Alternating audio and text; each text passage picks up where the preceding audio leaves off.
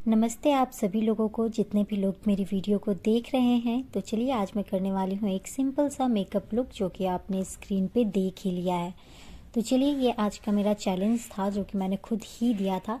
तो बिना टाइम ख़राब किए करते हैं मेकअप स्टार्ट। तो सबसे पहले एक हेयर बैंड ले लेती हूँ मैं और वो लगा लेती हूँ। तो यहाँ पर सबसे पहले तो मैं टोनर लूँगी। फेस मेरा क्लीन है इसलिए मैं सबसे पहले टोनर ले रही हूँ। तो टोनर लगा लेने के बाद अच्छे से मैं अप्लाई कर लूँगी और ये बायो का टोनर है। तो यहाँ पे अच्छे से अप्लाई कर लेने के बाद मैं अब अप्लाई करने वाली हूँ मॉइस्चराइज़र क्रीम।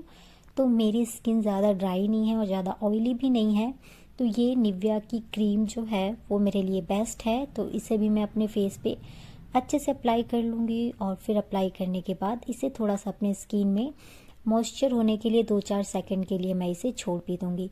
अच्छे से अप्लाई कर ले अपने फेस पे और नेक पे भी। अगर मसाज करना आता हो तो अच्छे से कर लीजिए, नहीं तो फिर हल्का सा इसे छोड़ दीजिए ऐसे ही एब्जॉर्ब होने के लिए।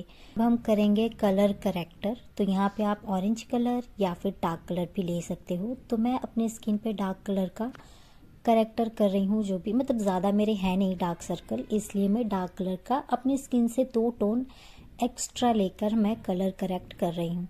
जितना ज़्यादा डार्क सर्कल होगा फेस पे उतनी ही ज़्यादा आपको डार्कनेस, मतलब जैसे ऑरेंज हो गया उससे थोड़ा सा ज़्यादा ऑरेंज हो गया, इस टाइप का आपको यूज़ करना है। मेरे ज़्यादा है नहीं तो मैं अपने स्किन टोन से 2 शेड ऊपर करेक्ट करूँगी, मतलब लगा रही हूँ और मेरा इतने में ही इनफ है।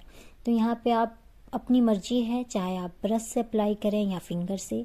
मैंने यहाँ दोनों से करके दिखा दिया। कंफर्टेबल मैं हाथ मतलब उंगलियों से ही रहती हूँ क्योंकि स्किन में मेल्ट जल्दी हो जाता है।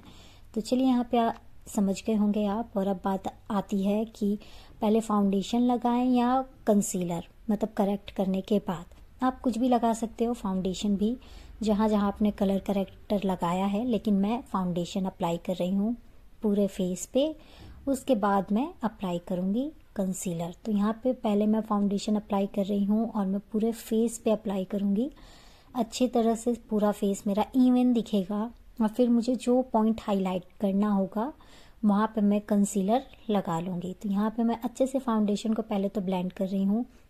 यहाँ पे भी आपकी पूरी अपनी चॉइस है, आप ब्यूटी ब्लेंडर से ब्लेंड करें या फिर ब्रश से। तो मुझे ब्रश कंफर्टेबल लगता है और कई लोगों को ब्यूटी ब्लेंडर लगता है। तो अपनी सहूलियत के हिसाब से आप दोनों ही यूज़ करके देख लें आप किस में कंफर्टेबल हैं। तो यहाँ पे मेरा फाउंडेशन तो हो जाता है अच्छी तरह से ब्लेंड, जो कि आप देख रहे हो। और उसके बाद मैं कंसीलर लगा रही हूँ जहाँ जहाँ मुझे लगाना है और जहाँ मुझे ज़रूरत है। तो यहाँ पे जहाँ जहाँ मैंने डार्क कंसीलर लगाया था, अब मैं वहाँ पे हाईलाइट करने के लिए इसे थोड़ा सा अपने स्किन से 2 टोन एक्स्ट्रा कंसीलर लगा रही हूँ। फाउंडेशन मैंने बिल्कुल अपने स्किन से मैच करता हुआ लगाया है। तो यहाँ पे मैं अच्छे से ब्लेंड कर रही हूँ, आपको ब्रश से भी और फिर मैं कंफर्टेबल जैसा कि मैंने बताया अपने फिंगर से ही रहती हूँ। तो यहाँ पे जहाँ जहाँ हाईलाइट के लिए मैंने कंसीलर लगाया था वहाँ पे मैं अपने फिंगर से ही मेल्ट कर रही हूँ। तो यहाँ पे स्यूज़ ब्यूटी का कंसीलर था ये और फाउंडेशन फिटमी का था। और ये जो मैंने डार्क कंसीलर लगाया था वो क्रायोलॉन का था, मैंने बताना भूल गई उस टाइम पे। और यहाँ पे मैं अब अप्लाई कर रही हूँ लूज़ पाउडर। अच्छे से सब ब्लेंड करने के बाद, ब्लेंड करने के लिए आप अच्छे से आराम से टाइम लो और फिर लगाओ लूज़ पाउडर सेट करने के लिए। थोपना नहीं है। अगर सर्दियों में अगर आप मेकअप कर रहे हो, सर्दी हो या गर्मी, उतना ही लगाओ जितना ज़रूरत हो। तो जो भी मेरा एक्स्ट्रा प्रोडक्ट आ जाता है इस ब्लेंडर पे, तो मैं उसे पहले तो रिमूव कर देती हूँ, उसके बाद मैं अपने फेस पे अप्लाई करती हूँ।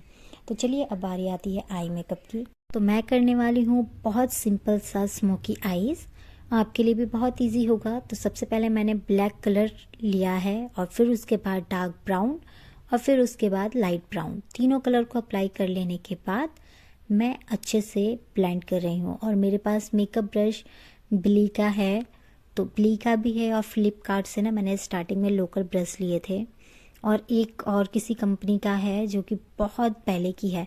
चलिए फ़िलहाल तो मैं ब्ली के ब्रश से काम कर रही हूँ। तो यहाँ पे ना आपको ब्रश ऐसा लेना है जो ब्लेंड हो सके और बहुत इजीली ब्लेंड हो। तो ये ना मेरे पास जितने भी ब्ली के आई शेडो का ही पैलेट लिया था मैंने, मतलब ब्रश किट ली थी। तो लेकिन बहुत सुंदर और सारे स्मूथ हैं ब्लेंडिंग के लिए। तो यहाँ पे मुझे बहुत इजी हो जाता है इस ब्रश से काम करने में। तो यहाँ पे अच्छे से ब्लेंड करना है आपको। आप किसी भी तरह का कलर लेके अगर आप आई पे कर रहे हो तो आपको ब्लेंडिंग ही इम्पॉर्टेंट है। तो यहाँ पे एक आइज़ मेरी कंप्लीट हो चुकी है, अब बारी आती है दूसरे आइज़ की। तो सेम प्रोसेस था, वही कलर थे और यहाँ पे ब्लेंड मैंने इसमें भी कर लिया है। आप ज़रूर बताना कि आपको ये ब्लेंडिंग कैसी लगी। तो यहाँ पे हल्का सा ब्राउन कलर, जो डार्क ब्राउन था, ब्लैक नहीं लिया है मैंने, बस ब्राउन कलर ही लिया है और नीचे वाले हिस्से पे लगा लिया है, मतलब लोअर लेसेस पे मैंने लगा लिया है। तो यहाँ पे अच्छे से ब्लेंड कर लेती हूँ मैं यहाँ पे भी। और उसके बाद मैं लगाऊंगी मस्कारा, क्योंकि पहले बस मेरा बेस कंप्लीट था और अब मैं पाउडर कॉन्टोरिंग करूँगी यहाँ पे। तो यहाँ पे मैं अपने आईज़ मस्कारा लगा लेती हूँ और आईज़ मतलब पलकों को कर्ल भी कर लेती हूँ। अच्छे से मस्कारा अप्लाई कर लेती हूँ मैं। अप्लाई करते करते हल्का सा नीचे भी लग जाता है, लेकिन मैं उसे थोड़ी देर छोड़कर और फिर निकाले, वो आराम से निकल जाएगा। जल्दबाजी मत कीजिए अगर मस्कारा लग गया है तो।